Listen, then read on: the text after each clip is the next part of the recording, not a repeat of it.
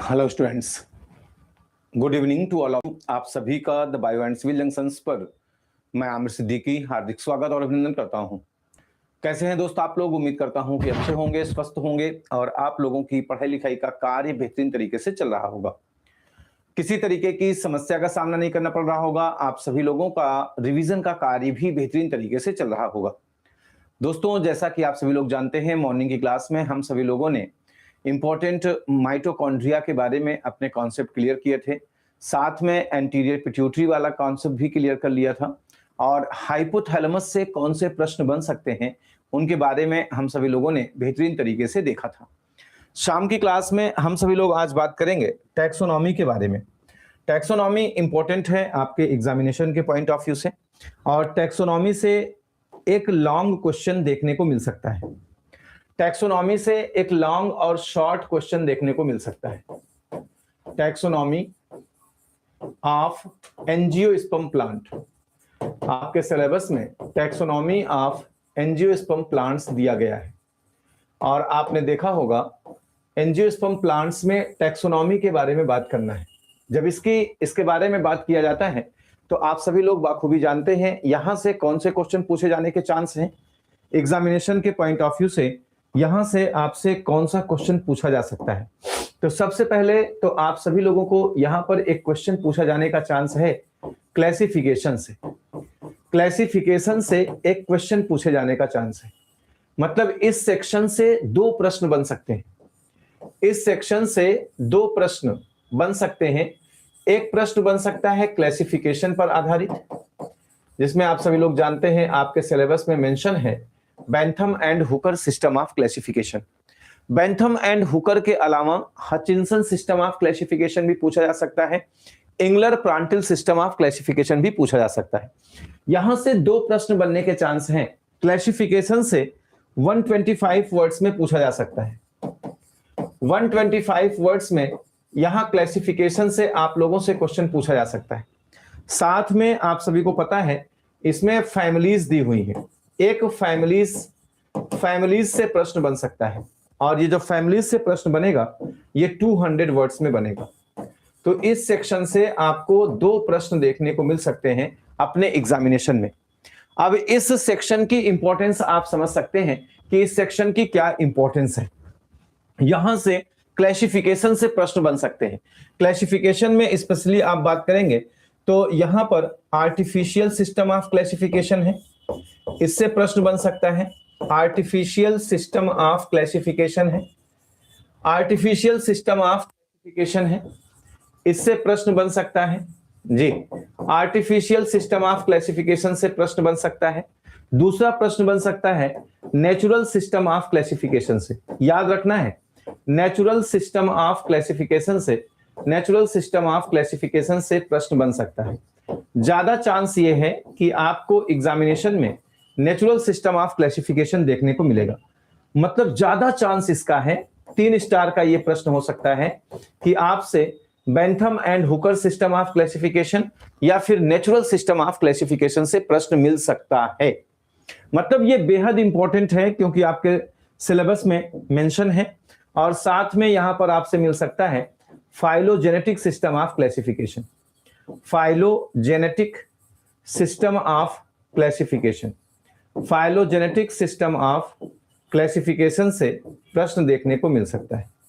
तो हम जो है आप में से सभी लोग जान रहे हैं कि मोस्ट प्रोबेबली चांस ये है कि आपको आर्टिफिशियल सिस्टम ऑफ क्लासिफिकेशन से प्रश्न मिल सकता है, नेचुरल सिस्टम ऑफ क्लासिफिकेशन से प्रश्न मिल सकता है, फाइलोजेनेटिक सिस्टम ऑफ क्लासिफिकेशन से प्रश्न मिल सकता है। साथ में आपसे बाइनोमियल नॉमेनक्लेचर, बाइनोमियल नॉमेनक्लेचर से प्रश्न। ये आपका 2 सेक्शन का टॉपिक है जिसमें हम सभी लोग इनके बारे में समझेंगे। बाइनोमियल नॉमेनक्लेचर से भी आपको मिल सकता है। बाइनोमियल नॉमेनक्लेचर से भी, बाइनोमियल नॉमेनक्लेचर से भी आपको प्रश्न मिल सकता है। तो ये 4 टॉपिक हैं जहां से एक प्रश्न है। यही एक ऐसा सेक्शन है जहां आप 4 टॉपिक पढ़ेंगे तो एक टॉपिक से प्रश्न आपको 125 वर्ड्स में देखने को मिल सकते हैं। तो ये इंपॉर्टेंट टॉपिक है टैक्सोनॉमी का, ये काफी इंपॉर्टेंट टॉपिक है और आप कह सकते हैं स्कोरिंग टॉपिक भी है। ये स्कोरिंग टॉपिक भी है कि आप 4 पढ़ेंगे और आपको एक क्वेश्चन यहां से देखने को मिल सकता है। आप में से ज्यादातर लोगों का मन कर रहा होगा जी सर यहां से एक क्वेश्चन मिल सकता है, नो डाउट यहां से आसानी से एक क्वेश्चन मेंस में राइटिंग करने के लिए मिल सकता है। दूसरा इसका सेक्शन है जिसमें हम सभी लोग बात करेंगे फैमिलीज के बारे में। दूसरा इसका सेक्शन है जिसमें हम सभी लोग बात करेंगे फैमिलीज के बारे में। कुछ इंपॉर्टेंट फैमिलीज हैं जो आपके सिलेबस में मेंशन है और इस फैमिलीज से आपके एग्जामिनेशन में प्रश्न पूछे जाने का 100% चांस है। ये पोर्शन काफी स्कोरिंग हो सकता है जी। और आप सभी को नोट्स अपना जैसे जैसे टॉपिक चल रहा है अपनी कॉपी में 2 पार्ट में डिवाइड कर सकते हैं। अपनी कॉपी को 2 पार्ट में डिवाइड कर सकते हैं और सभी के नोट्स अच्छी तरीके से बनाते हुए चलने हैं। सभी के नोट्स अच्छी तरीके से बनाते हुए चलने हैं। जब टैक्सोनॉमी में फैमिली की हम सभी लोग बात करते हैं तो आपको पता है फैबेसी फैमिली है, रोजेसी फैमिली है, कुकुरबिटेसी फैमिली है। ये सारी फैमिलीज इंपॉर्टेंट है। जैसे फैबेसी फैमिली है जी, रोजेसी फैमिली है, ये सिलेबस में आपके मेंशन है। फैबेसी फैमिली है, रोजेसी फैमिली है, रैननकुलेसी फैमिली है जी, रैननकुलेसी फैमिली है। ये तो प्रीलिम्स में इत्तेफाक था कि सोलेनेसी से केवल प्रश्न पूछा था। सोलेनेसी फैमिली है जी, एक प्रश्न आया था वो भी सोलेनेसी से। कंपोजिटिव फैमिली है जी, कंपोजिटिव फैमिली है, ग्रैमिनी फैमिली है, इस तरीके से जी ग्रैमिनी फैमिली है। इनके फैमिलीज के बारे में आपको जानते रहना है। लगभग हम सभी लोगों को 14 से 16 फैमिलीज के बारे में पढ़ना है। तो ये फैमिलीज वाला सेक्शन है। तो फैमिलीज वाला भी इंपॉर्टेंट ही, आप आसान तरीके से फैमिलीज वाले को भी आंसर राइटिंग में रख सकते हैं। आइए चलते हैं, आज हम शुरू करते हैं। सबसे पहले बात करते हैं व्हाट इज क्लासिफिकेशन, क्या है क्लासिफिकेशन। सबसे पहले बात करते हैं क्लासिफिकेशन। सबसे पहले बात करते हैं क्लासिफिकेशन की जी। क्लासिफिकेशन सबसे पहले आपसे बात करते हैं कि क्लासिफिकेशन क्या होता है, किसे क्लासिफिकेशन कहते हैं। तो आप बताएंगे कि प्लांट्स को अरेंज करना, arrangement of plants into group and सब ग्रुप्स। अगर हम प्लांट्स को अरेंज करते हैं ग्रुप और सब ग्रुप में अकॉर्डिंग टू देयर सिमिलरिटीज, उनके सिमिलरिटीज के आधार पर, that is called classification. The character which I choose या the character which we choose, जिस कैरेक्टर को हम चूज करते हैं, these are called criteria of classification. तो क्लासिफिकेशन को सबसे पहले आप क्या करेंगे, डिफाइन करेंगे। क्लासिफिकेशन को सबसे पहले डिफाइन करेंगे। द अरेंजमेंट ऑफ प्लांट्स, कैसे डिफाइन करेंगे, द अरेंजमेंट ऑफ प्लांट्स जी, arrangement of plant, arrangement of plants, plants का अरेंजमेंट जी, the arrangement of plants into group and subgroup, into group and subgroup, into group and सब group.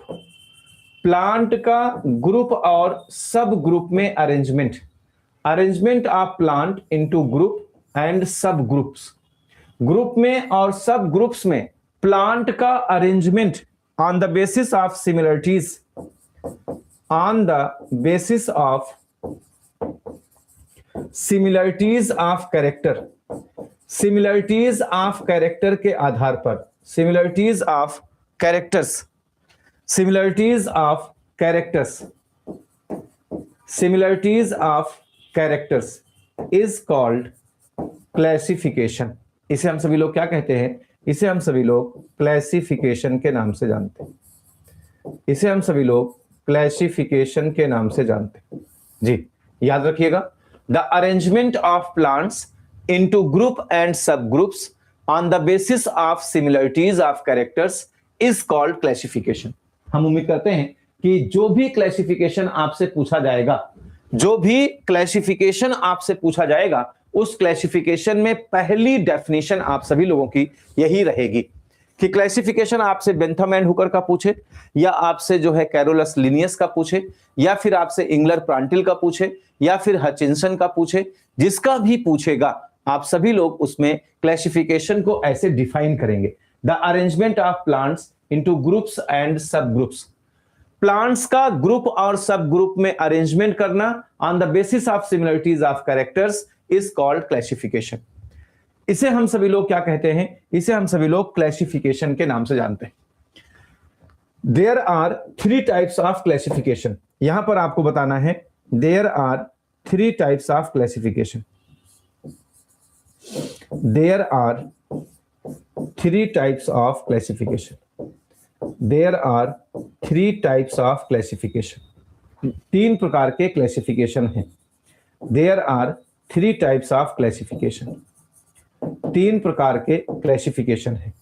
Number first आप बताएंगे artificial system of classification. Number first artificial system of classification. Artificial system of classification. पहला है artificial system of classification. पहले को हम सभी लोग बोलते हैं आर्टिफिशियल सिस्टम ऑफ क्लासिफिकेशन। दूसरे को हम सभी लोग बोलते हैं natural system of classification. Question यहां से शुरू होगा, natural system of classification. Natural system of classification. तीसरा है फाइलोजेनेटिक सिस्टम ऑफ क्लासिफिकेशन। तीसरा है phylogenetic system of classification. Phylogenetic system of classification. Phylogenetic system of classification. तीसरा है फाइलोजेनेटिक सिस्टम ऑफ क्लासिफिकेशन। अब क्वेश्चन यहां से बनेगा जी, अब क्वेश्चन आपका यहां से बनेगा जी, give characteristics of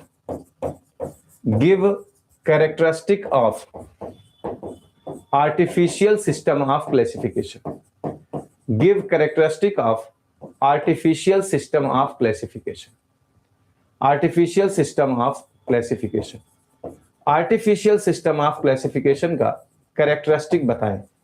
Give characteristic of artificial system of classification. Illustrate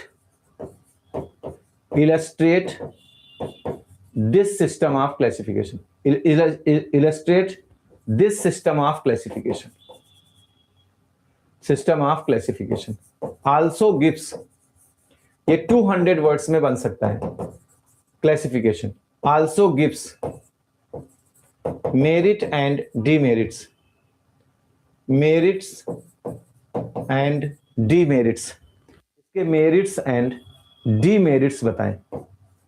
merits and demerits, इसके मेरिट्स और डीमेरिट्स को भी बताएं। तो यहां से क्वेश्चन 3 सेक्शन में बटा है। पहला, give characteristic of artificial system of classification, illustrate this system of classification. तीसरा, मेरिट्स एंड डीमेरिट्स को भी बताएं। मतलब आप कह सकते हैं कि अगर ये 8 नंबर के क्वेश्चन में बनेगा तो मेरिट और डीमेरिट से 2 नंबर, और इलस्ट्रेट क्लासिफिकेशन में मतलब साइंटिस्ट का नाम बताना है, कौन कौन से क्लासिफिकेशन में कौन पार्टिसिपेट किए थे, 4 नंबर, और characteristic of artificial system of classification 8 number. 8 number के प्रश्न में इस तरह का प्रश्न आपको देखने को मिल सकता है। तो जब यहां आपसे पूछा गया जी 125 वर्ड, 125 वर्ड में यह प्रश्न आपको देखने को मिल सकता है। 125 वर्ड्स में यह प्रश्न आपको देखने को मिल सकता है। तो इस प्रश्न में आप डायरेक्ट शुरू करेंगे आर्टिफिशियल सिस्टम ऑफ क्लासिफिकेशन। इसमें आप कहां से शुरू करेंगे? इसमें डायरेक्ट आंसर शुरू करेंगे artificial system of classification. Artificial system of classification, आप फट से हेडिंग करेंगे artificial system of classification. Artificial system of classification, artificial system of classification, आप फट से हेडिंग करेंगे। आप बताएंगे कि आर्टिफिशियल सिस्टम ऑफ क्लासिफिकेशन में क्या है? Plants are classified. इसमें प्लांट को क्लासिफाई किया गया है on the basis of few characters, 1 characters के आधार पर या फ्यू कैरेक्टर्स के आधार पर आर्टिफिशियल सिस्टम ऑफ क्लासिफिकेशन में यह डिस्क्राइब किया गया है। अभी हम आपको इसकी एक समरी बना के दिखाएंगे। पहले आप इसे जब कंप्लीट कर लेंगे तो इसकी हम आपको एक समरी बताएंगे। तो समरी के आधार पर, जिसे हम सभी लोग सिनॉप्सिस कहते हैं, सिनॉप्सिस के आधार पर आपको आंसर लिखने में बहुत मदद मिलेगी। तो यहां से आप शुरू करेंगे आर्टिफिशियल सिस्टम ऑफ क्लासिफिकेशन से, और इसमें आप पहला पॉइंट लिखेंगे कि प्लांट्स आर क्लासिफाइड, इसमें आप लिखेंगे प्लांट्स आर क्लासिफाइड। जी, प्लांट्स आर क्लासिफाइड, प्लांट्स को क्लासिफाई किया गया है। Plants are classified on the basis of one और फ्यू कैरेक्टर्स। इसमें प्लांट्स को एक या कुछ कैरेक्टर के आधार पर, वन और फ्यू कैरेक्टर्स, प्लांट को एक या कुछ कैरेक्टर्स के आधार पर क्लासिफाई किया गया है। The system of classification was dominant, ये सिस्टम ऑफ क्लासिफिकेशन डोमिनेंट था। The system of classification, most important, the system of classification, ये जो सिस्टम ऑफ क्लासिफिकेशन है, system of classification was dominant, ये डोमिनेंट था, वाज डोमिनेंट, ये system of classification dominant था during, कब डोमिनेंट था तो आप बताएंगे सर, ड्यूरिंग, जी, dominant during 300 BC to 830 AD, during 300 BC to 830 AD। ये इस समय क्या था, ये इस समय ये सिस्टम ऑफ क्लासिफिकेशन डोमिनेंट था। तो आर्टिफिशियल सिस्टम ऑफ क्लासिफिकेशन किस पर आधारित था? आर्टिफिशियल सिस्टम ऑफ क्लासिफिकेशन ये वन कैरेक्टर या फ्यू कैरेक्टर के बेस पर आधारित था। जी, इन प्लांट्स आप बताएंगे। आर्टिफिशियल सिस्टम ऑफ क्लासिफिकेशन के बारे में तीन साइंटिस्ट के बारे में आपको बात करनी है। सबसे पहला बात करनी है थियोफ्रेस्टस, साइंटिस्ट। जी, पहला पॉइंट हो गया आर्टिफिशियल सिस्टम ऑफ क्लासिफिकेशन। जी, 3 साइंटिस्ट के बारे में बात करना है जिन्होंने इसके बारे में बताया था। थियोफ्रेस्टस, किसके बारे में बात करना है? थियोफ्रेस्टस, पहले साइंटिस्ट के बारे में बात करना है, थियोफ्रेस्टस। थियोफ्रेस्टस, जी, पहले साइंटिस्ट के बारे में बात करना है। जी, आप चाहें तो यहीं पर ऊपर छोटी सी हेडिंग कर लेंगे, साइंटिस्ट, साइंटिस्ट्स जो आर्टिफिशियल सिस्टम ऑफ क्लासिफिकेशन से जुड़े थे, साइंटिस्ट्स। और साइंटिस्ट के नीचे लिख देंगे थियोफ्रेस्टस। क्या लिख देंगे? साइंटिस्ट के नीचे लिख देंगे थियोफ्रेस्टस, साइंटिस्ट, और साइंटिस्ट के नीचे लिख देंगे थियोफ्रेस्टस। थियोफ्रेस्टस इसके बारे में क्या सोचते हैं, इनके पॉइंट्स को बताना है। थियोफ्रेस्टस आप बताएंगे, थियोफ्रेस्टस जो है Greek naturalist known as, Theophrastus Greek naturalist, Greek naturalist known as father of botany, known as father of botany, इन्हें फादर ऑफ बॉटनी के नाम से जानते हैं, known as father of botany। Theophrastus ये ग्रीक नेचुरलिस्ट थे, इन्हें फादर ऑफ टैक्सोनॉमी के नाम से जानते हैं। he was initiator of plant classification, he was initiator of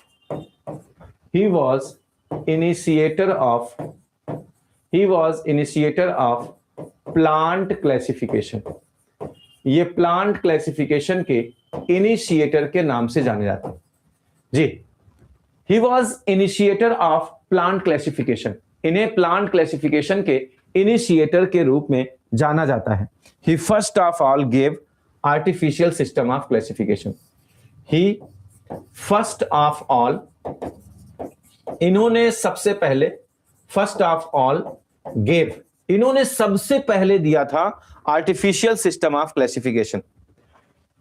he first of all gave the artificial system of classification, इन्होंने सबसे पहले आर्टिफिशियल सिस्टम ऑफ क्लासिफिकेशन दिया था।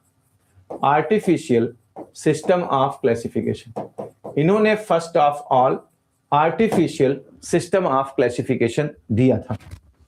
On the basis of habitat, किस आधार पर था? On the basis of habitat, इन्होंने habitat के आधार पर, on the basis of habitat, habitat के आधार पर इन्होंने सबसे पहले आर्टिफिशियल सिस्टम ऑफ क्लासिफिकेशन दिया था। दैट इज, जिसमें इन्होंने बताया था, दैट इज हर्ब होते हैं, हर्ब्स होते हैं, श्रब होते हैं। जी, हर्ब्स होते हैं, श्रब होते हैं, अंडर, जी, हर्ब होते हैं, श्रब होते हैं, अंडर श्रब होते हैं, ट्रीज होते हैं। हर्ब होते हैं, अंडर श्रब होते हैं, श्रब होते हैं। इसके बारे में किसने बताया था? हर्ब होते हैं, अंडर श्रब होते हैं, अंडर श्रब होते हैं, श्रब्स होते हैं, एंड ट्रीज, और ट्रीज होते हैं। इन्होंने सबसे पहले अपने क्लासिफिकेशन में इसके बारे में बात की थी। तो थियोफ्रेस्टस के बारे में इतनी बातें बताना है कि ग्रीक नेचुरलिस्ट थे, उन्होंने, जिन्हें हम फादर ऑफ बॉटनी के नाम से जानते हैं। ही was initiator of plant classification. First of all gave the artificial system of classification on the basis of habitat, और इन्होंने हर्ब्स में, अंडर श्रब्स में और ट्रीज में क्लासिफाई किया था। First of all distinguished annual, biennial and perennial plant, इन्होंने ही सबसे पहले बात की थी। ही फर्स्ट ऑफ ऑल, इन्होंने ही सबसे पहले first of all distinguished the plant, distinguished the plant, distinguished the plant, इन्होंने सबसे पहले प्लांट को डिस्टिंग्विश किया था। Distinguished the plant into annual, into annual, जी, annual, biennial, biennial and perennial, and perennial, इन्होंने ही सबसे पहले इसको डिस्टिंग्विश किया था। इन्होंने ही सबसे पहले इसको डिस्टिंग्विश किया था कि प्लांट्स जो होते हैं एनुअल, बाइनियल और, जी, एनुअल होते हैं, बाइनियल होते हैं और क्या होते हैं, और पेरिनियल होते हैं। ये बात किसने बताई थी? ये बात बताई थी थियोफ्रेस्टस ने। He gave description about 480 plants, इन्होंने लगभग 480 प्लांट का डिस्क्रिप्शन दिया था। He gave description, he gave description about 480 plants, इन्होंने 480 प्लांट्स का डिस्क्रिप्शन दिया था। In his book Historia plantarum, in his book Historia plantarum, अपनी पुस्तक हिस्टोरिया प्लांटेरम में, इन्होंने अपनी पुस्तक हिस्टोरिया प्लांटेरम में ये वर्णन दिया था। हिस्टोरिया प्लांटेरम, हिस्टोरिया प्लांटेरम में इन्होंने ये वर्णन दिया था, which is the oldest botanical book in existence. इसे हम सभी लोग ओल्डेस्ट बोटेनिकल बुक के नाम से जानते हैं। आपसे कभी क्वेश्चन पूछा जाए ओल्डेस्ट बोटेनिकल बुक, तो आप सभी को याद होना चाहिए oldest botanical book in existence. जो चीज हम ब्रैकेट में लिखते हैं वो वर्ड की गिनती में नहीं आता है। Oldest botanical book in existence. तो अगर हम आपसे इसमें देखें कि थियोफ्रेस्टस ने कितने वर्ड में बताया है, 1 2 3 4 5 6 7, 1 2 3 4 5 6, 6 7 42, लगभग 40 वर्ड में हम सभी लोगों ने ये बात कंप्लीट कर ली। लगभग 40 वर्ड में थियोफ्रेस्टस की बात आप सभी लोगों ने कंप्लीट कर लिया है। जी, थियोफ्रेस्टस की बात आप सभी लोगों ने 40 वर्ड में कंप्लीट कर लिया है। और 20 वर्ड्स में हम सभी लोग बात कर लेंगे कंप्लीट। एक और साइंटिस्ट हैं जिनका नाम है, ये थियोफ्रेस्टस थे, दूसरे साइंटिस्ट का नाम है, जी, जॉन रे। आप सभी लोग नाम जानते हैं, जॉन रे, नाम सुना है, जॉन रे, जी। तो दूसरा नाम लिख लीजिएगा, जॉन रे। दूसरे साइंटिस्ट का नाम लिख लीजिएगा, जॉन रे। ये वही जॉन रे हैं जिन्होंने क्या दिया था, जिन्होंने दिया था species term, famous for term species. John रे किसके लिए फेमस है, तो आप बताएंगे, टर्म स्पेसीज इन्होंने दिया था। लेकिन आर्टिफिशियल सिस्टम ऑफ क्लासिफिकेशन में इन्होंने क्या किया था, ये ब्रिटिश बॉटनिस्ट थे, ब्रिटिश बॉटनिस्ट, ये ब्रिटिश बॉटनिस्ट थे। कौन थे? ब्रिटिश बॉटनिस्ट, ब्रिटिश बॉटनिस्ट थे। डिवाइडेड प्लांट इनटू, इन्होंने प्लांट को डिवाइड किया था, डिवाइडेड प्लांट्स इनटू, इन्होंने प्लांट्स को डिवाइड किया था, डिवाइडेड प्लांट्स इनटू इम्परफेक्टिया एंड परफेक्टी। इन्होंने प्लांट्स को डिवाइड किया था, जी, डिवाइडेड इनटू इम्परफेक्टी, इन्होंने प्लांट्स को डिवाइड किया था इम्परफेक्टी इम्परफेक्टी, इम्परफेक्टी मतलब नॉन लिविंग। इन्होंने डिवाइड किया था इम्परफेक्टी मतलब non flowering into imperfecti. Imperfecti के आगे आप लिख सकते हैं ब्रैकेट में नॉन फ्लावरिंग। इम्परफेक्टी मतलब नॉन फ्लावरिंग। इन्होंने प्लांट को डिवाइड किया था इम्परफेक्टी और परफेक्टी में। कौन? जॉन रे ने। जॉन रे ने आर्टिफिशियल सिस्टम ऑफ क्लासिफिकेशन से संबंधित थे और इन्होंने डिवाइड किया था इम्परफेक्टी और जिसे हम नॉन फ्लावरिंग के नाम से जानते हैं, और दूसरा का नाम था एंड अदर, और दूसरे का नाम था परफेक्टी। इन्होंने जो है इम्परफेक्टी और परफेक्टी में डिवाइड किया था प्लांट्स को जी। परफेक्टी जिसमें हम सभी लोग फ्लावरिंग प्लांट्स को रखते हैं या सीड प्लांट को रखते हैं।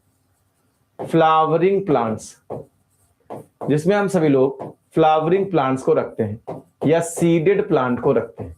तो इन्होंने जॉन रे ने किसमें क्लासिफाई किया था? तो आप बताएंगे सर इन्होंने फ्लावरिंग प्लांट्स और सीडेड प्लांट में क्लासिफाई किया था। तो उम्मीद करते हैं दोनों साइंटिस्ट से आप सभी लोगों की बातें क्लियर। जॉन रे के शब्दों में हम लोग अगर देख लें तो 1 2 3 4 5 6 7 8 8 9 10 शब्दों में आपने इनके बारे में एक्सप्लेन कर दिया। अब बात आती है जी कैरोलस लीनियस की।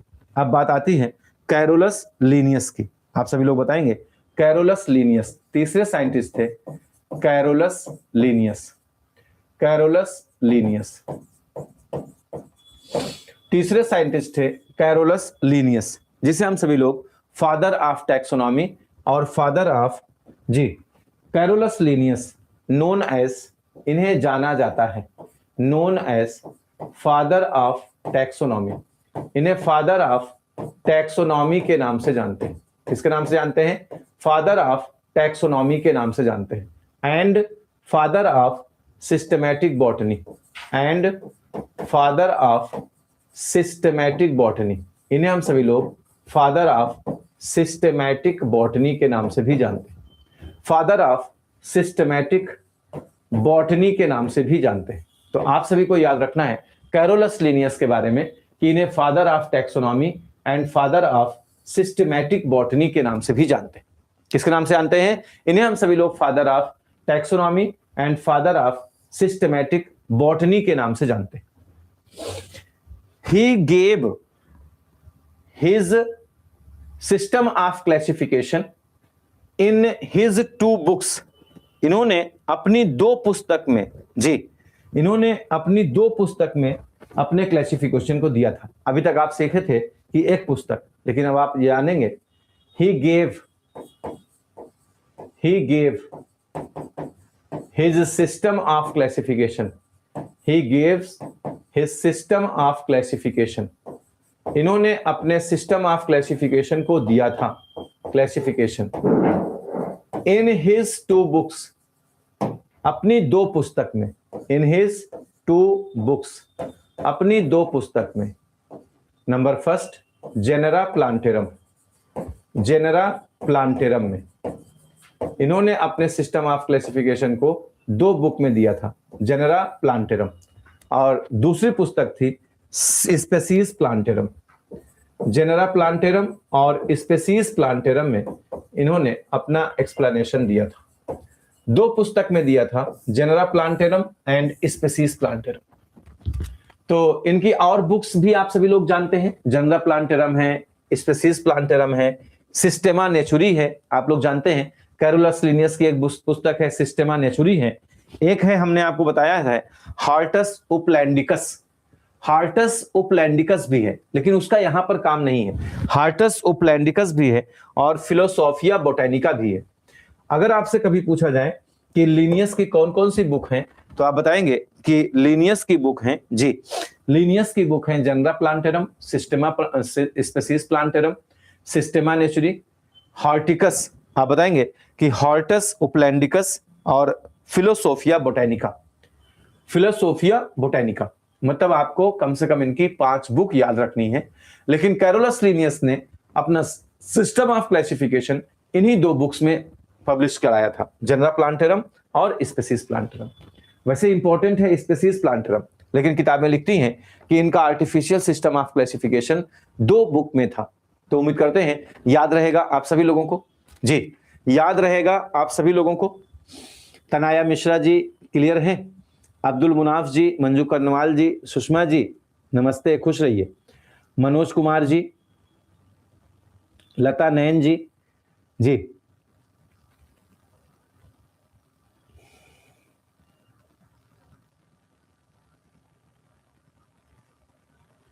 मनोज कुमार जी, नीलम यादव जी, अब्दुल मुनाफ जी, जी।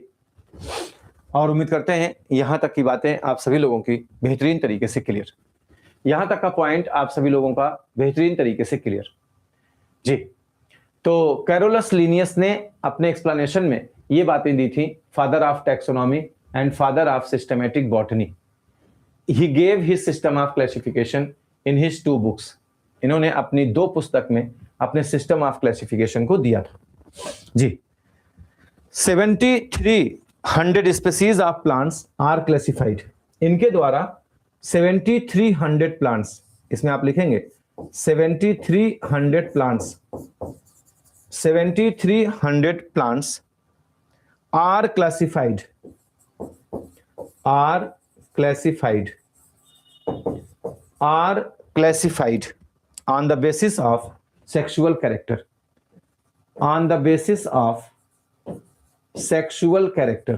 इन्होंने जो क्लासिफिकेशन किया था on the basis of sexual characters, इन्होंने सेक्सुअल कैरेक्टर्स के आधार पर क्लासिफिकेशन किया था on the basis of sexual characters।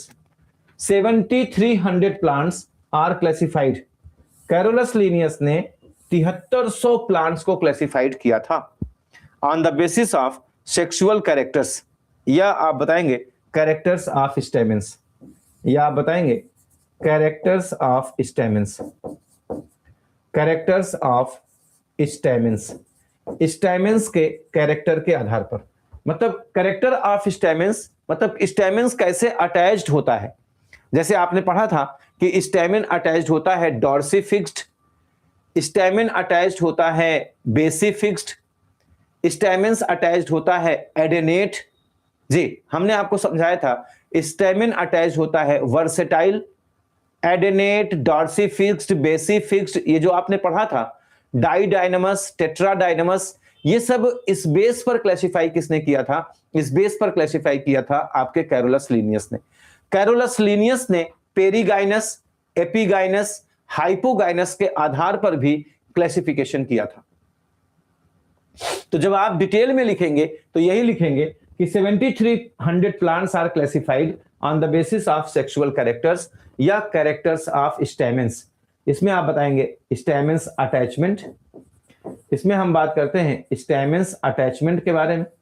Stamens attachment, stamens के अटैचमेंट के आधार पर क्लासिफाई किया था। किसके आधार पर क्लासिफाई किया था? स्टेमेंस के अटैचमेंट के आधार पर क्लासिफाई किया था। Number and size, number and size के आधार पर, अटैचमेंट के आधार पर, नंबर एंड साइज के आधार पर, अटैचमेंट के आधार पर, नंबर के आधार पर एंड साइज के आधार पर, नंबर के आधार पर और साइज के आधार पर इन्होंने क्या किया था? इन्होंने क्लासिफिकेशन किया था। सो इसलिए the classification of Linnaeus, so the classification of Linnaeus is called, so the classification of Linnaeus is called, इसलिए जो लीनियस का क्लासिफिकेशन है, classification of Linnaeus is called, इसीलिए लीनियस के क्लासिफिकेशन को classification of Linnaeus is called, इसीलिए classification of Linnaeus को sexual classification, जी क्लासिफिकेशन ऑफ लीनियस को सेक्सुअल सिस्टम ऑफ क्लासिफिकेशन कहा जाता है। सेक्सुअल सिस्टम ऑफ क्लासिफिकेशन के नाम से जानते हैं इसे हम सभी लोग, सेक्सुअल सिस्टम ऑफ क्लासिफिकेशन के नाम से जानते हैं, सेक्सुअल सिस्टम ऑफ क्लासिफिकेशन के नाम से जानते हैं। This is known as sexual system of classification, इसे हम सभी लोग सेक्सुअल सिस्टम ऑफ क्लासिफिकेशन के नाम से जानते हैं। तो उम्मीद करते हैं ये बातें आप सभी लोगों की बेहतरीन तरीके से क्लियर होनी चाहिए। और उम्मीद करते हैं ये बातें आप सभी लोगों की बेहतरीन तरीके से क्लियर होनी चाहिए। 7300 प्लांट्स को क्लासिफाई किया गया, किस बेसिस पर? सेक्सुअल कैरेक्टर के आधार पर। स्पेशली किसके आधार पर? तो आप बताएंगे सर जी, स्टैमेंस के आधार पर, स्टैमेंस के अटैचमेंट के आधार पर, जो है नंबर के आधार पर, साइज के आधार पर इनको क्लासिफाई किया गया था, इसीलिए इसे system, sexual system of classification के नाम से जानते हैं। ही आल्सो यूज्ड, इन्होंने और भी यूज किया था। ही आल्सो यूज्ड, इन्होंने यूज किया था। ही आल्सो यूज्ड, इन्होंने यूज किया था, also used the condition of hypogynous, the condition of hypogynous, इन्होंने कंडीशन ऑफ हाइपोगाइनस यूज किया था। Also use the condition of hypogynous, perigynous, epigynous, perigynous, epigynous, epigynous, didynamous, tetradynamous, या इसको खाली लिख सकते हैं डाइनेमस, में डायनेमस में दोनों आ जाएगा, डायनेमस, डायनेमस जी, इटसेट्रा। इन्होंने ये सब भी यूज किया था, इन्होंने ये सब भी यूज किया था अपने क्लासिफिकेशन में। इन्होंने also use condition of hypogynous, perigynous, epigynous, didynamous et cetera. इन्होंने अपने क्लासिफिकेशन में इसे भी यूज किया था जी, इन्होंने अपने क्लासिफिकेशन में इसे भी यूज किया था। He divided plants into 24, he divided plants into, he divided plants into, he divided plants into, इन्होंने प्लांट्स को डिवाइड किया था 24 classes or groups, into 24 classes. इन्होंने प्लांट्स को 24 क्लासेस और ग्रुप्स में डिवाइड किया था। इन्होंने प्लांट्स को 24 क्लासेस या ग्रुप्स में डिवाइड किया था। तो जो आर्टिफिशियल सिस्टम ऑफ क्लासिफिकेशन था वो कुछ इस तरीके से इतने क्लासेस और ग्रुप में डिवाइडेड था जी, इतने क्लासेस और ग्रुप में डिवाइडेड था। और उम्मीद करते हैं ये बात आप सभी लोगों की बेहतरीन तरीके से क्लियर होनी चाहिए। अब 24 क्लासेस या ग्रुप्स का नाम नहीं लिखना है, अदरवाइज ये बहुत ज्यादा वर्ड में पहुंच जाएगा। तो उनके ग्रुप्स के नाम नहीं लिखने हैं और उनके आपको क्लासेस के नाम नहीं लिखने हैं। और उम्मीद करते हैं अब हम सभी लोगों को बात कर लेना चाहिए कि जो आर्टिफिशियल सिस्टम ऑफ क्लासिफिकेशन था, इसकी मेरिट या डीमेरिट क्या थे। इसकी सबसे खतरनाक डीमेरिट थी, इसकी जो सबसे खतरनाक डीमेरिट थी वो डीमेरिट थी ऑफ दिस क्लासिफिकेशन। इस क्लासिफिकेशन की जो डीमेरिट थी, सबसे पहले हम बात करते हैं मेरिट्स, इसकी अच्छाई क्या थी, मेरिट्स, इस क्लासिफिकेशन की मेरिट्स क्या थी। तो आप बताएंगे लिनियस वाज फर्स्ट, लिनियस पहले वैज्ञानिक थे, लिनियस वाज फर्स्ट, लिनियस पहले वैज्ञानिक थे, Linnaeus was first to introduced such system of classification, to introduced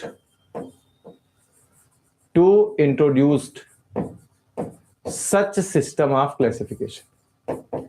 Linnaeus पहले वैज्ञानिक थे जिन्होंने इस सिस्टम ऑफ क्लासिफिकेशन को इंट्रोड्यूस किया। Linnaeus was first to introduced such system of classification. इस प्रकार का क्लासिफिकेशन को इंट्रोड्यूस करने वाले लिनियस पहले वैज्ञानिक थे। लिनियस जो थे पहले वैज्ञानिक थे जिन्होंने इसको इंट्रोड्यूस किया था। He gave basic knowledge of classification.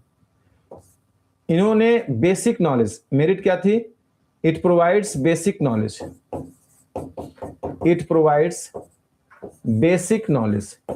इसमें केवल बेसिक नॉलेज पर ही क्लासिफाई कर दिया जाता था। It provides basic knowledge of classification, of classification, of classification. Ovary hypogynous होती है तो इसको प्लेस कर दीजिएगा हाइपोगाइनस वाले में। ओवरी एपिगाइनस होती है तो एपिगाइनस में रख दीजिएगा। It provides basic knowledge of classification, so it is widely accepted. इसीलिए ये वाइडली एक्सेप्टेड हो गया। It is widely accepted, it is widely accepted by taxonomist. इसीलिए टैक्सोनॉमिस्ट ने इसको आसानी से एक्सेप्ट कर लिया जी। It provided a reference work, it provided a reference work, ये रेफरेंस वर्क प्रोवाइड करता है। इट प्रोवाइडेड रेफरेंस वर्क, ये रेफरेंस वर्क प्रोवाइड करता है। It provided reference work, he gave clear cut concept of species, he gave clear cut concept of species, clear cut concept of species, ये clear cut concept of species के बारे में हमें ज्ञान देता है। Clear cut concept of species, it is the quick and easy identification of plants, it is quick, it is quick and easy identification of plant, इससे बहुत तेजी से और आसानी से प्लांट का आइडेंटिफिकेशन ऑफ प्लांट्स, प्लांट्स का आइडेंटिफिकेशन हो जाता है जी। It is quick and easy identification of plants, ये प्लांट्स का बहुत ही क्विक और इजी आइडेंटिफिकेशन है, ये प्लांट का बहुत ही क्विक और इजी आइडेंटिफिकेशन है। Based on one or few characters, जो एक या कुछ कैरेक्टर्स पर आधारित होता है। Based on one or few characters, based on one or few characters, जो एक या कुछ कैरेक्टर पर, वन आर फ्यू कैरेक्टर्स, जो एक या कुछ कैरेक्टर्स पर आधारित होता है, जो एक या कुछ कैरेक्टर्स पर आधारित होता है जी। शैली शर्मा जी, गुड इवनिंग। उम्मीद करते हैं ये बात आप सभी लोगों की बेहतरीन तरीके से क्लियर। तो आर्टिफिशियल सिस्टम ऑफ क्लासिफिकेशन में मेरिट में ये 5 पॉइंट हमने लिखवाया है। अगर कोई भी 3 पॉइंट आप मेरिट का, कोई भी 3 पॉइंट डीमेरिट का लिख देंगे तो सफिशियंट होगा। इसमें से आप कुछ भूलेंगे भी। डीमेरिट्स, अगर हम आपसे बात करें डीमेरिट्स के बारे में, डीमेरिट्स तो आप सभी लोगों को याद होना चाहिए, only few characters are considered, it was demerits. इसकी डीमेरिट्स क्या थी तो आप बताएंगे sir. Demerits of this classification जी is that two plants, demerits of this classification, demerits of this classification, demerits of this classification is that, इस classification की जो डीमेरिट है, is that two plants which are similar in many characters, two plants which are similar in, which are similar in many characters, similar in many characters, दो plants जो many characters में similar हैं, similar in many characters, कह रहे हैं कि दो plants जो सिमिलर हैं कई कैरेक्टर्स में, two plants which are similar to many characters are represented on the basis of, are separated on the basis of, separated on the basis of, इन्हें इस आधार पर सेपरेट किया जाता है, separated on the basis of single characters. इसे single characters जी, single character के आधार पर, सिंगल कैरेक्टर के आधार पर सेपरेट किया जाता है। मतलब अगर प्लांट्स कोई एक जगह है, वहां पर दो प्लांट ग्रो किए हैं, दोनों में काफी सिमिलरिटीज दिख रही है, काफी सिमिलरिटीज मतलब एक सेम जगह पर ग्रो करते हैं, सेम फ्लावरिंग होती है, इनकी लीफ भी सेम है, फ्लावर टाइम से आते हैं।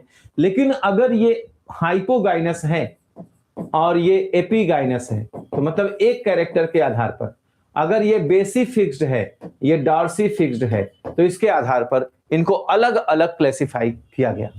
तो कहा गया कि demerits of this classification that is that two plants which are similar in many characters are separated on the basis of single character। तो इन्हें सिंगल कैरेक्टर के आधार पर सेपरेट कर दिया जाता है। इनको सिंगल कैरेक्टर्स के आधार पर सेपरेट कर दिया जाता है। Demerits of this classification is that two plants which are similar in many characters are separated on the basis of single character, means based on dissimilarities rather than similarities, means based on dissimilarities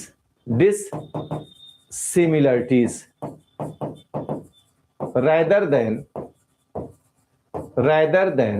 similarities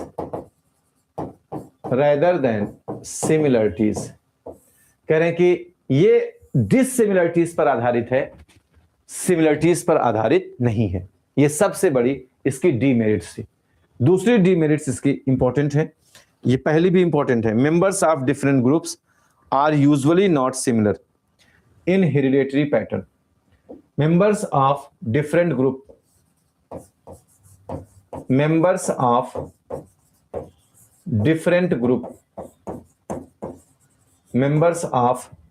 group are usually not similar. Different groups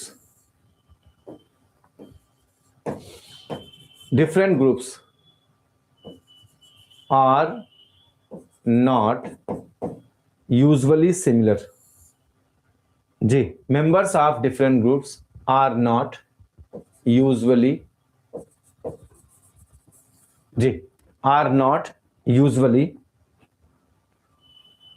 similar in hereditary pattern.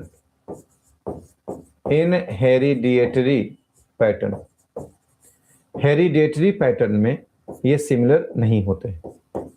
Hereditary pattern में ये similar नहीं होते। जी, कह रहे हैं कि members of different groups, अलग अलग ग्रुप्स के जो मेंबर हैं वो यूजुअली सिमिलर नहीं होते हैं।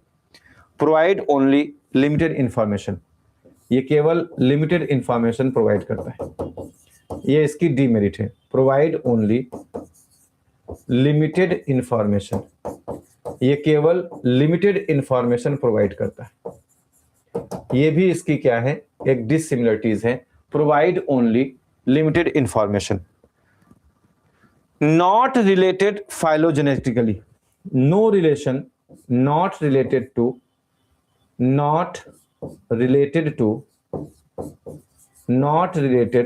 फाइलोजेनेटिकली, ये फाइलोजेनेटिकली रिलेटेड नहीं होता। नॉट रिलेटेड फाइलोजेनेटिकली, ये फाइलोजेनेटिकली रिलेटेड नहीं होता। दिस इज द डीमेरिट्स, ये इनके क्या है, डीमेरिट्स। उम्मीद करते हैं कि इतना जो आपने लिखा ये आपका एक कंप्लीट आंसर हुआ। अगर आपसे पूछा जाए आर्टिफिशियल सिस्टम ऑफ क्लासिफिकेशन के बारे में, तो आप सभी लोग आर्टिफिशियल सिस्टम ऑफ क्लासिफिकेशन के लिए आपके पास इतना मैटर है। यहां से शुरू होता है आर्टिफिशियल सिस्टम ऑफ क्लासिफिकेशन, यहां से शुरू होता है आर्टिफिशियल सिस्टम ऑफ क्लासिफिकेशन। अगर आपसे 125 वर्ड्स में पूछा है तो आप इतनी बातें लिखेंगे, मुझे लगता है कि आप सभी को अच्छे मार्क्स मिल सकते हैं। अगर आप इतनी बातें लिखते हैं तो ये आपका एक सफिशिएंट आंसर होगा जिसे आप एक्सप्लेन कर सकते हैं। तो आप सभी लोगों को इसमें सिनॉप्सिस बनाने की बारी आती है कि आप सिनॉप्सिस कैसे बनाएंगे। आर्टिफिशियल सिस्टम ऑफ क्लासिफिकेशन की एक सिनॉप्सिस आपके पास होनी चाहिए कि आपको इसमें क्या क्या चीजें लिखनी है। एक सिनॉप्सिस होनी चाहिए कि आपको इसमें क्या क्या चीजें लिखनी है। उम्मीद करते हैं यहां तक की बातें आप सभी लोगों की क्लियर। एक बार बताने की कोशिश करिएगा, आर्टिफिशियल सिस्टम ऑफ क्लासिफिकेशन सभी लोगों को समझ आया, इतनी चीजें लिखनी है, बताने की कोशिश करिएगा। Clear to all? जी,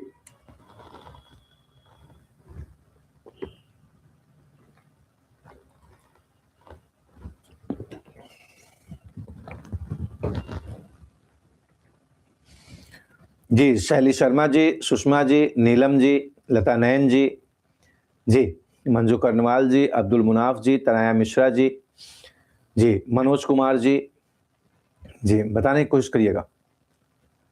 नीतू यादव जी, उम्मीद करते हैं यहां तक की बातें आप सभी लोगों की बेहतरीन तरीके से क्लियर। जी, डन है। तो आर्टिफिशियल सिस्टम ऑफ क्लासिफिकेशन में आपको इतनी बातें लिखनी है जी। डन। अब इसकी सिनॉप्सिस आपके पास होनी चाहिए कि सिनॉप्सिस में कौन कौन सी चीजें हैं जो आपसे मिस नहीं होनी चाहिए। तो सिनॉप्सिस आपके पास ऐसी होगी, आर्टिफिशियल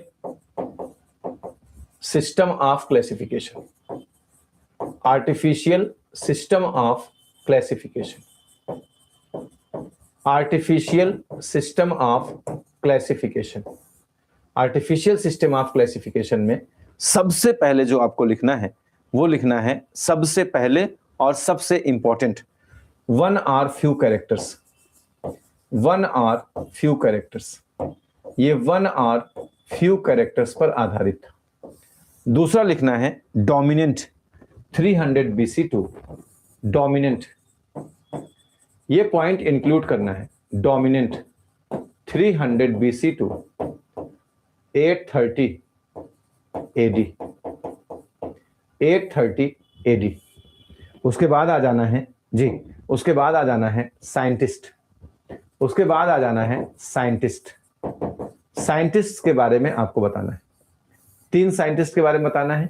पहला थियोफ्रेस्टस, थियोफ्रेस्टस, थियोफ्रेस्टस के बारे में बताना है। दूसरा जॉन रे, जॉन रे के बारे में बताना है। तीसरा कैरोलस लीनियस, कैरोलस लीनियस, तीसरा कैरोलस लीनियस के बारे में बताना है। जॉन रे के बारे में बताना है, थियोफ्रेस्टस के बारे में बताना है, कैरोलस लीनियस के बारे में बताना है। जब आप थियोफ्रेस्टस के बारे में बताना शुरू करेंगे तो यहां पर आपके उसमें होना चाहिए हर्ब, अंडर श्रब, ये इन्हीं में आना चाहिए, under shrub, shrub and trees, ये इन्हीं में आना चाहिए।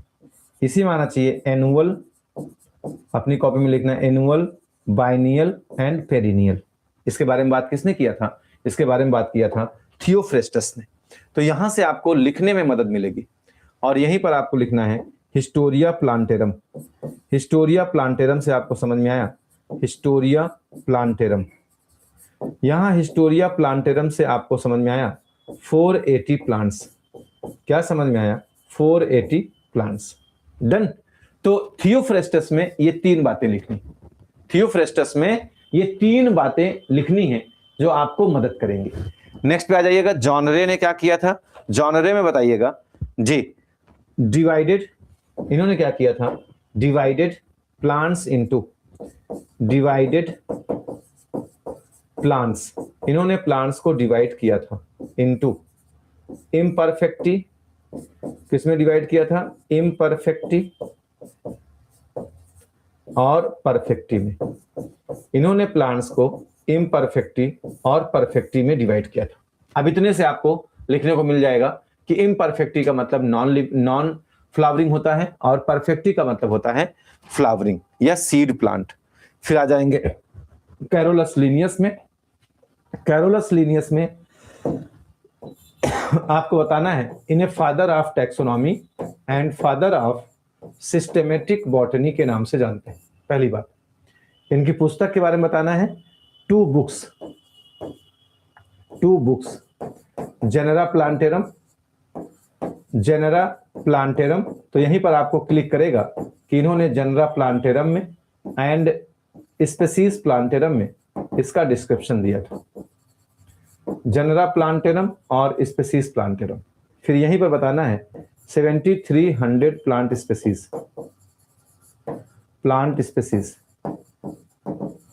7300 प्लांट स्पेसीज on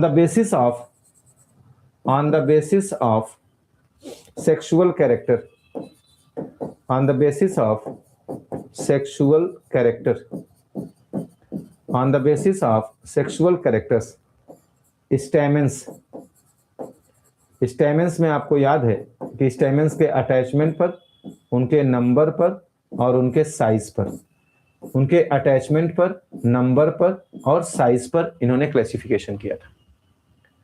साइज पर इन्होंने क्लासिफिकेशन किया था। इसमें 2 वर्ड और बढ़ाएंगे, इन्होंने जो है डिवाइडेड प्लांट्स, प्लांट्स इनटू इन्होंने प्लांट्स को डिवाइड किया था 24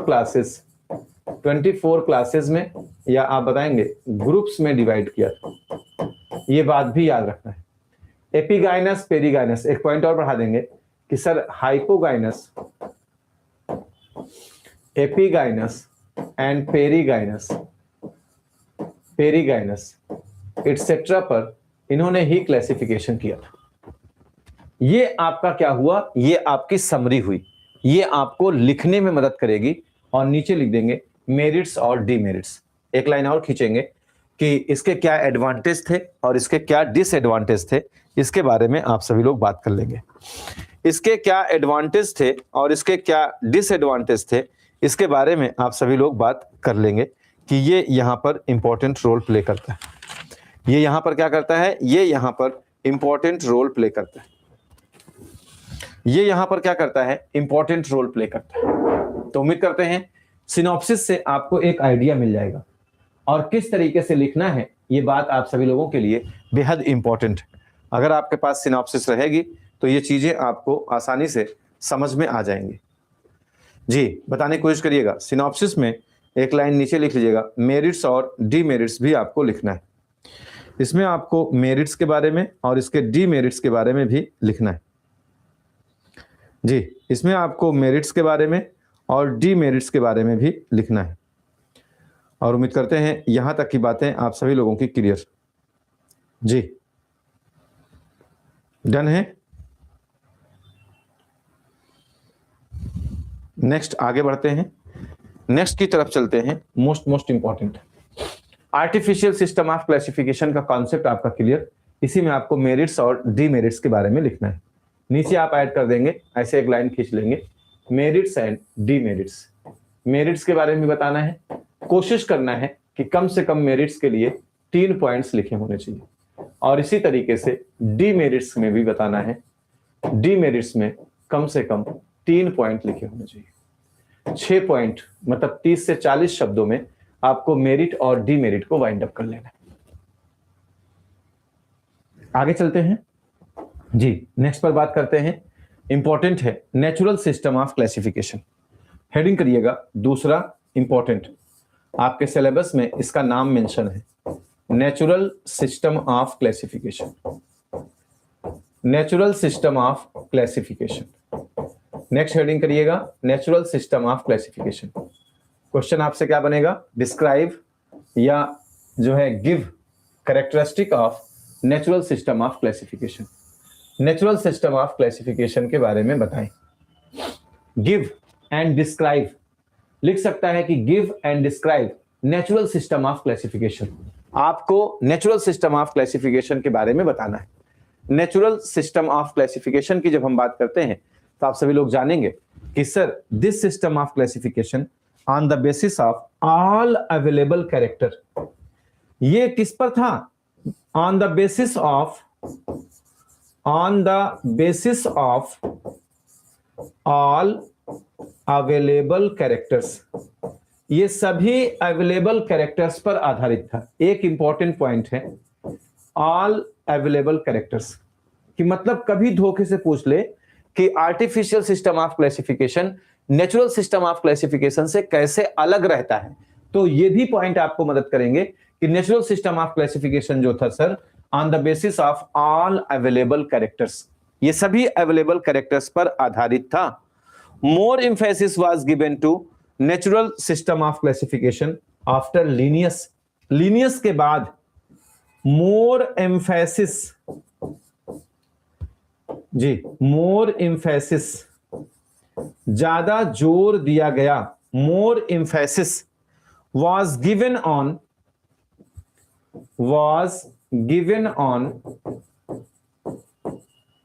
natural system of classification, given on natural system of classification। ज्यादा एम्फेसिस इस क्लासिफिकेशन पर दिया गया जी। More emphasis was given on natural system of classification. Natural system of classification पर ज्यादा एम्फेसिस दिया गया after Linnaeus. After Linnaeus, Linnaeus के बाद लीनियस के बाद मोर एम्फेसिस वाज गिवन, मतलब आर्टिफिशियल सिस्टम ऑफ क्लासिफिकेशन के बाद जिस पर ज्यादा एम्फेसिस दिया गया दैट वाज, जी आप बताएंगे, natural system of classification. Linnaeus के बाद इसी पर सबसे ज्यादा जोर दिया गया। इसके बारे में थोड़ी सी बात आपको समझाते हैं कि कौन कौन से साइंटिस्ट थे जिन लोगों ने इसकी एडवोकेसी की थी, क्योंकि ये दो टाइप से क्वेश्चन पूछा जाएगा। जब नेचुरल सिस्टम ऑफ क्लासिफिकेशन से पूछा जाएगा तो उसमें अदर लोगों के बारे में भी बताना है, बेंथम एंड हुकर के बारे में बताना है, या फिर सिर्फ इतनी बात कहेगा कि give an accounts of natural system of classification given by Bentham and Hooker. तो बेंथम एंड हुकर जहां से शुरू होगा वहां से आपको कंटिन्यू करना है। दो टाइप के क्वेश्चन बनेंगे, हम आपको समझाएंगे कि दो टाइप के किस प्रकार से प्रश्न बन सकते हैं। तो इनके जो दोनों टाइप के प्रश्न बनने के हैं कि किस तरीके से इनके प्रश्न बन सकते हैं मेंस में, तो नेचुरल सिस्टम ऑफ क्लासिफिकेशन से प्रश्न बन सकता है, और जब नेचुरल सिस्टम ऑफ क्लासिफिकेशन से प्रश्न बनेगा तो आपको इसकी शुरुआत इसी तरीके से करनी होगी जैसे हम सभी लोग कर रहे हैं। इसमें आप बताएंगे एडवोकेसी ऑफ दिस क्लासिफिकेशन, इस क्लासिफिकेशन की एडवोकेसी किसने की थी? Advocacy of this classification, advocacy of this classification, इस क्लासिफिकेशन की एडवोकेसी किसने की थी? Advocacy of this classification. तो आप बताएंगे सर इस क्लासिफिकेशन की एडवोकेसी किया था, कुछ साइंटिस्ट हैं उनके नाम आपको जानने हैं। अगर क्वेश्चन के अकॉर्डिंग भी हम बताएंगे कि इनको लिखना पड़ेगा कि ये नहीं, लेकिन अगर क्वेश्चन में ऐसी बातें होती हैं तो लिखना पड़ेगा।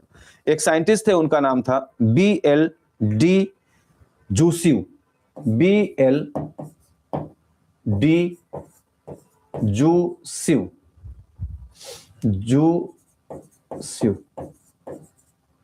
BLD Jussieu of France, of France, ये फ्रांस के थे, of France, was the first advocate, was the first advocate, ये फर्स्ट एडवोकेट थे, was the first advocate of this system of classification, of this system of classification,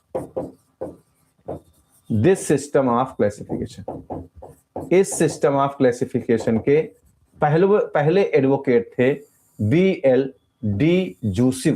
क्या नाम था? BLD Jussieu, followed by ALD Jussieu, Robert Brown, APD Candolle. और इसे follow किया था, followed by जी ALD जूसिव, इसे ALD जूसिव ने फॉलो किया था, ALD Jussieu ji, Robert Brown ने फॉलो किया था, and APD Candolle, APD Candolle ने भी किया था। APD Candolle, Robert Brown, ALD Jussieu, Robert Brown and APD Candolle. French botanist against gave natural system of classification. French botanist, इन्होंने natural system of classification दिया था। French botanist also gave, French botanist also gave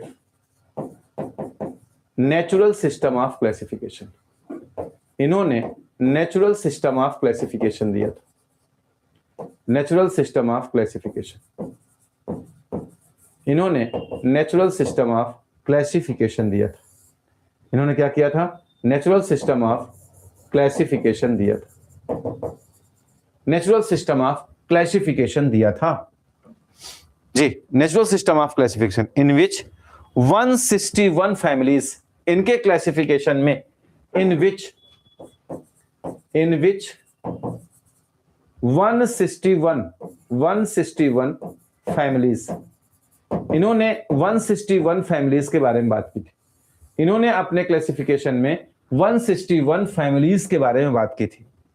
of angiosperm have been given, इन्होंने 161 families of angiosperm, 161 families of angiosperm have been given. इनके द्वारा 161 families of angiosperm के बारे में description दिया गया था। तो जो फ्रेंच बॉटनिस्ट थे जी, फ्रेंच बॉटनिस्ट BLD जोस्यू ने जो नेचुरल सिस्टम ऑफ क्लासिफिकेशन की एडवोकेसी की थी, इन्होंने उसमें 161 फैमिलीज के बारे में बात की थी। कितनी फैमिलीज के बारे में? 161 फैमिलीज के बारे में बात की थी। जबकि जो Bentham and Hooker system of classification था, उसमें बेंथम एंड हुकर ने 202 फैमिलीज के बारे में बात की थी। तो एडवोकेसी किसने की थी, आप बताएंगे सर? BLD जोस्यू ने की थी जी। The most important classification of this era was by Bentham and Hooker. इस सिस्टम ऑफ क्लासिफिकेशन का जो बेस्ट था जी, आप कह सकते हैं द बेस्ट, जो बेस्ट एरा था वो बेंथम एंड हुकर के क्लासिफिकेशन का था। आगे के पॉइंट में लिखिएगा जी, आगे के पॉइंट में लिखिएगा, आगे के पॉइंट में the most important classification of this era was, most important classification of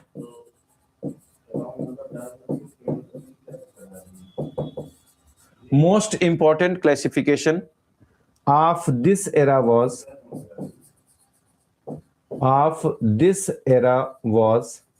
most important classification of this era was by Bentham and Hooker. By Bentham and Hooker. By Bentham and Hooker. Bentham and Hooker.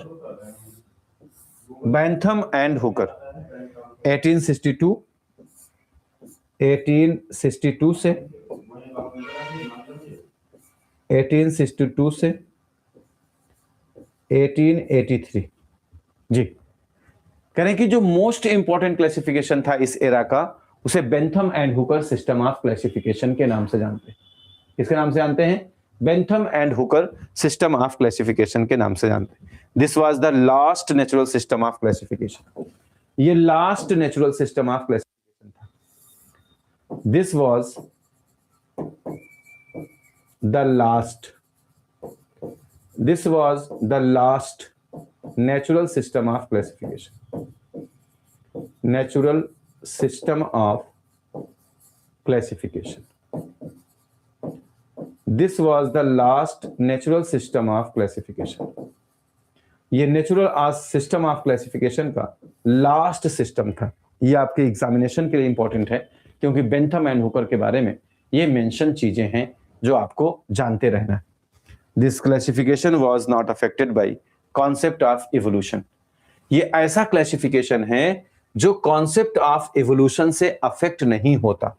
तो जब आपसे पूछा जाए Bentham and Hooker system of classification के बारे में, तो आप बताएंगे Bentham of Hooker system of classification, this was the last. अब आप सभी लोग अपनी कॉपी में हेडिंग करेंगे Bentham and Hooker system of classification. आप सभी लोग अपनी कॉपी में हेडिंग करेंगे Bentham and Hooker system of classification. Bentham and Hooker system of classification.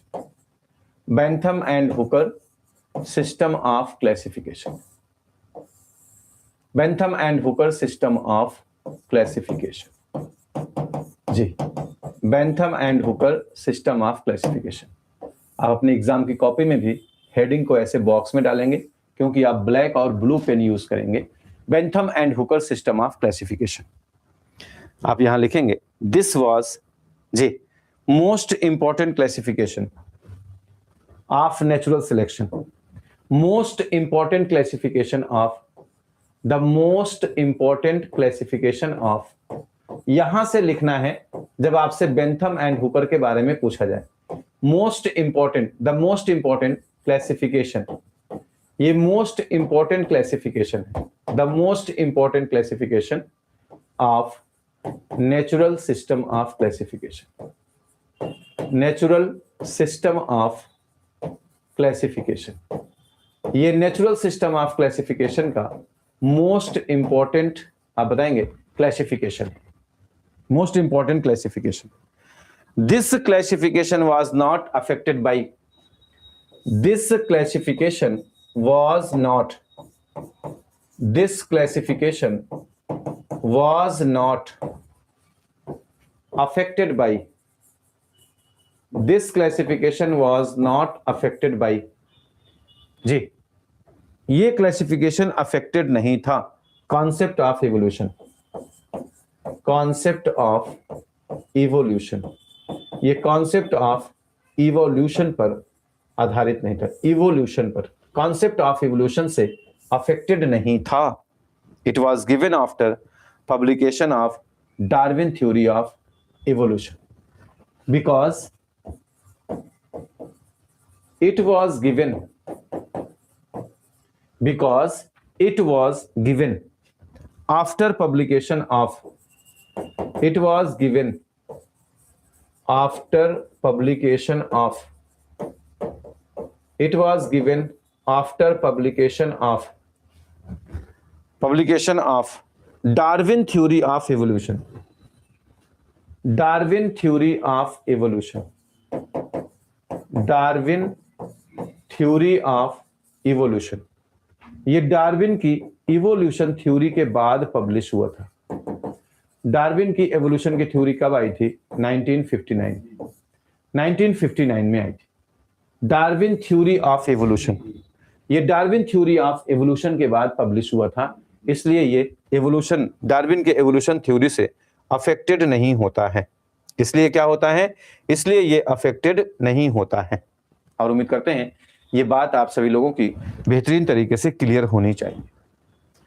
तो Bentham and Hooker system of classification के बारे में, जी, Bentham and Hooker system of classification के बारे में इतनी 2-3 बातें आप सभी लोगों को याद करके रखना है.